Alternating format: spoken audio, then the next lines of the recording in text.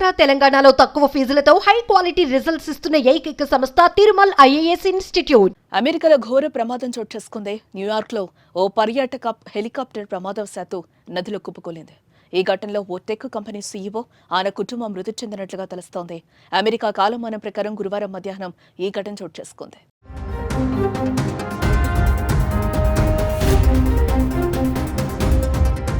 జర్మనీకి చెందిన దిగ్గజ టెక్నాలజీ సిమెన్స్ కంపెనీ స్పెయిన్ విభాగ అధిపతి సీఈఓ అగస్టన్ ఎస్కోబార్ తన కుటుంబంతో కలిసి న్యూయార్క్ పర్యటనకు వచ్చారు. పర్యటనలో భాగంగా వీరు ప్రయాణిస్తున్న హెలికాప్టర్ హడ్సన్ నది మీదుగా వెళ్తున్న సమయంలో ప్రమాదానికి గురైంది. ప్రమాద సమయంలో గింగిరాలు తిరుగుతూ నదిలో తలకిందులుగా పడిపోయింది. అనంతరం మంటలు చెలరేగడంతో హెలికాప్టర్లో ఉన్న 6 మృతి చెందినట్లుగా తెలుస్తోంది. వీరిలో ఎస్కోబార్, ఆయన భార్య, 3 పిల్లలతో పాటు పైలట్ కూడా ప్రాణాలు కోల్పోయినట్లుగా అధికారులు వెల్లడించారు.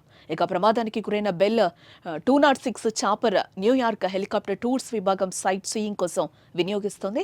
సమాచారం అందుకున్న రెస్క్యూ సిబ్బంది ఘటనా స్థలంలో బోట్ల సాయంతో సహాయక చర్యలు చేపట్టారు. హెలికాప్టర్ తలకిందులుగా పూర్తిగా నీళ్లలో కూరుకుపోయిందని వెల్లడించారు. గాల్లో ఉండగానే హెలికాప్టర్లోని ఒక భాగం విరిగిపోయిందని అధికారులు పేర్కొన్నారు. మరోపక్క ఈ ప్రమాదానికి సంబంధించిన దృశ్యాలు సామాజిక మాధ్యమాల్లో వైరల్గా మారాయి.